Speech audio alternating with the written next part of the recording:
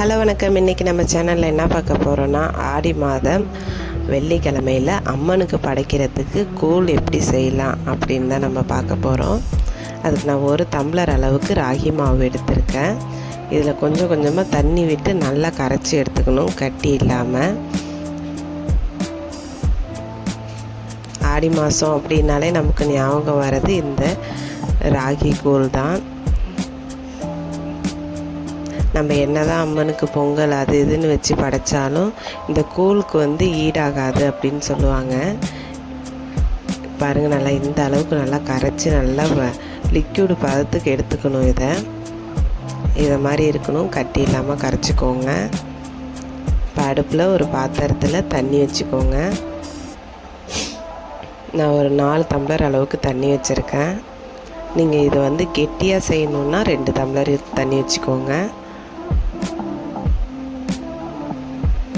நம்ம இந்த தண்ணி வந்து நல்லா கொதித்து வரணும். கொதித்து வந்ததுக்கப்புறம் தான் இந்த மாவை நம்ம சேர்க்கணும். சேர்த்துட்டு நல்லா கிளறிக்கிட்டே இருக்கணும், இல்லைன்னா கட்டி பிடிச்சிரும். நீங்கள் கொஞ்சம் கொஞ்சமாக வந்து மாவை சேர்க்குறப்பே கிளறிட்டே இருங்க, கட்டி பிடிக்காமல் வரும். நான் இதை வந்து இன்ஸ்டண்ட்டாக செய்கிறேன். ஒரு 2-3 மணி நேரத்துலேயே நான் சாமிக்கு படைக்கிற மாதிரி செய்கிறேன். அதனால் வந்து நான் இதை கொஞ்சம் லிக்யூட் பதத்துலேயே வந்து நான் ரெடி பண்ணிப்பேன். நீங்கள் மொதல் நாள் செய்கிறதா இருந்தால் 2 டம்ளர் தண்ணி வச்சு நீங்கள் செஞ்சு அதை கொஞ்சம் கெட்டியாக இருக்கும் எடுத்து நீங்கள் உருண்டை பிடிச்சி நீங்கள் தண்ணியில் அதை போட்டு மறுநாள் காலையில் நீங்கள் அதை வந்து எடுத்து கரைச்சி ரெடி பண்ணிக்கலாம். நான் வந்து அதை மாதிரி செய்யலை.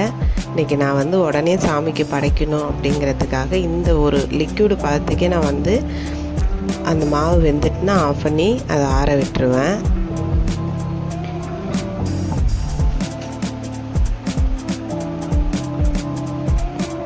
மாவு நல்லா வெந்து வரணும்.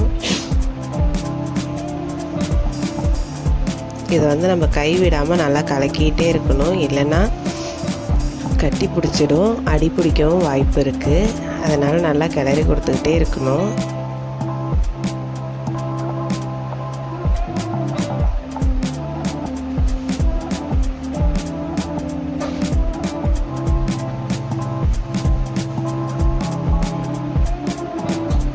ஓரளவு நல்லா கெட்டியானதுக்கப்புறம் இதை அப்படியே ஸ்டவ் ஆஃப் பண்ணி அப்படியே ஆற விட்டுற வேண்டியதுதான். கூழ் நம்ம ரெடி பண்ணுறப்பே தேவையான அளவுக்கு கொஞ்சமாக உப்பு சேர்த்துக்கணும். ஏன்னா நம்ம தயிர் சேர்க்குறப்ப அது கஞ்சி வந்து அதிகமாகிறதுக்கு வாய்ப்பு இருக்குது. அதனால் வந்து நீங்கள் தேவையான அளவுக்கு மட்டும் உப்பு சேருங்க. இப்போ பாருங்கள், இது நல்லா ஆறிடுச்சு. ஆறுனா இப்படி தான் இருக்கும். நான் கெட்டி தயிர் கொஞ்சமாக எடுத்துக்கிறேன். அதில் தண்ணியை விட்டு நல்லா கரைச்சி எடுத்துக்கணும். கெட்டியாக அப்படியே தயிர் சேர்த்தோன்னா திப்பி திப்பியாக இருக்கும். அதனால் வந்து நல்லா கரைச்சி இதை மாதிரி நல்லா லிக்யூடாக எடுத்துக்கணும்.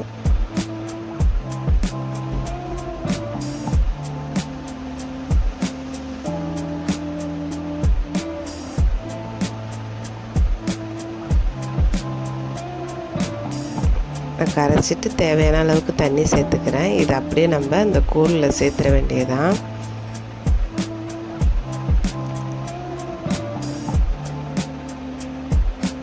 கூழில் சேர்த்துட்டு இந்த மாதிரி நல்லா கலக்கணும். கலக்கிட்டு இப்போ வந்து நம்ம நமக்கு அளவு தெரியும் இல்லையா, அதே மாதிரி இப்போ கொஞ்சமாக நம்ம உப்பு சேர்த்துக்கணும்.